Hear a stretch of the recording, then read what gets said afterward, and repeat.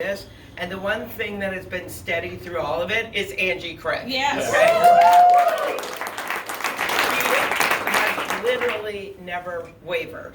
And as we get through this pandemic, right, we knew there's going to be this transition, not only for the economy, but for people, because we were all separated into these silos. We can finally gather again. And I think we all know it wasn't going to be an easy time, and it isn't an easy time. But the question I think we need to ask as we look at Angie and her opponent is who's going to have your back, right? Yeah. Who's going to have your back to get you through this time?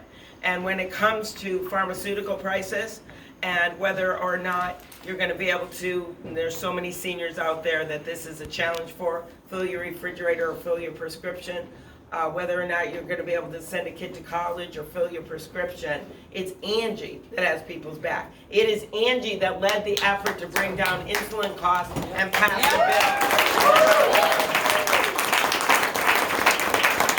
And what is the result of it on the side of her opponent is a bunch of pharma money flooding in against her, right? So that is when you go door knocking and you're thinking, am I going to do one more block? Should I finish my route? I want you in your mind to think of that pharma money, okay? Coming in because she did the right thing for you. And when it came to our veterans that had served next to these notorious burn pits, remember that? And the Republicans stopped it in the U.S. Senate.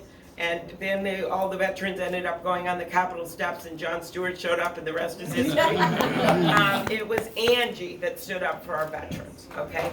It is Angie.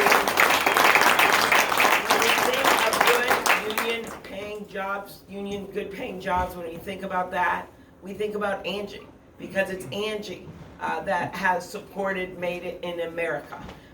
When things are being outsourced, things are being sent overseas, it's Angie that's been willing to call them on it. And when it becomes to, we've been talking a lot about economic freedom, when it comes to freedom of choice, freedom of our democracy, it's Angie that stands up for those freedoms, because her opponent does not. Angie was very right away after the Dobbs decision, right, when that case came out, stood up for women's reproductive rights. Because our bumper sticker on this is really simple. You know how they always say Democratic bumper stickers? Al would always say this. There's a bumper sticker, and at the bottom they say to be continued. And then there's another one, and then there's another one, and then there's another one. In this case, the bumper sticker is women, not politicians, have the right to make their own decisions about their health care. If I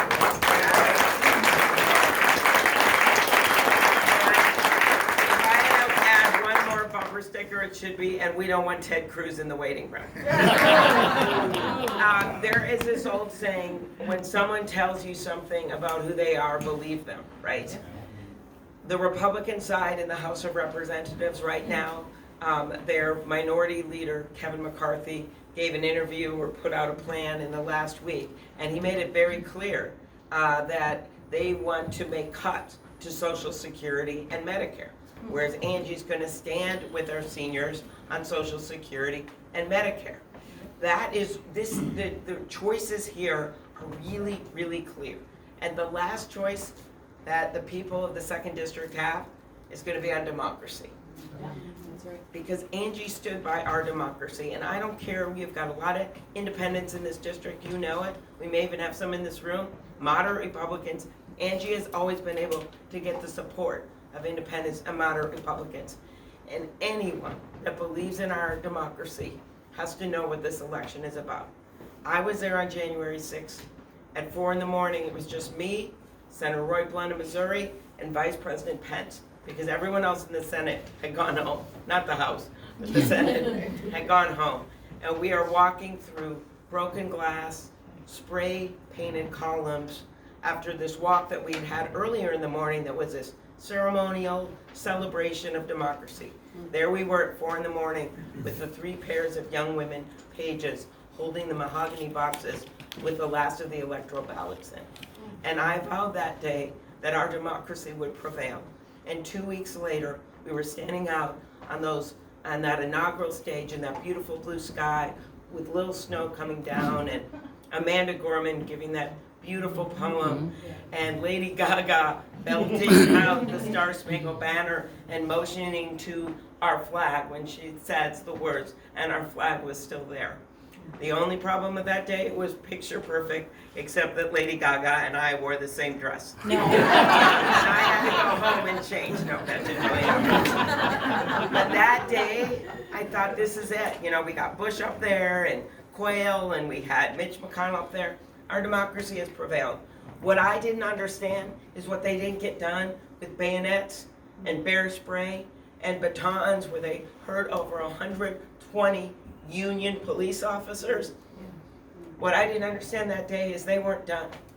Usually when people lose an election like they did with Donald Trump, what you do is you change your candidates and you change your policies. Instead, they decided they were going to try to change their voters. And right now, 50% of Americans are looking at a ballot where they've got an election denier on the ballot. That's what Steve Simon is facing, right? In our Secretary of State race. And so that's what I want you to remember, what's on the stake here. That when think of me marching down that corridor with those women with the mahogany boxes, and you are literally finishing that march today. That's what you're doing for Angie.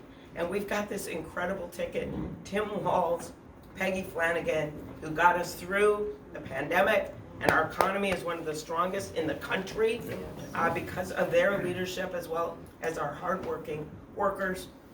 We've got Steve Simon, I mentioned. We have the highest voter turnout in the United States of America in our state. We have got Keith Ellison on the ticket, who's a warrior for justice. We have got Julie Blaha on the ticket, who is the only auditor in the United States of America, not only good at her job, but who has won a ribbon for crop art at the state fair. I don't know what else you guys want. So that's what you're going out door knocking for. So I want to give to you this incredible woman. Here's something you don't know about Angie, because a lot of you know her well. You're wearing her name on your shirts there. Angie is the catcher of the women congressional softball team. I am the MC, not nearly as brave, okay? So Andrea Mitchell and Dana Bash and I MC it every year, and they play the press. And it's incredibly unfair because the press has all these 25-year-old members of press. They have people younger than we can legally have in Congress. As you know, in the Senate and in the House, it's like a quarter of the members are women. That is what we have to choose from. So as a result, we had 3 grandmas on the ticket. And this year we won.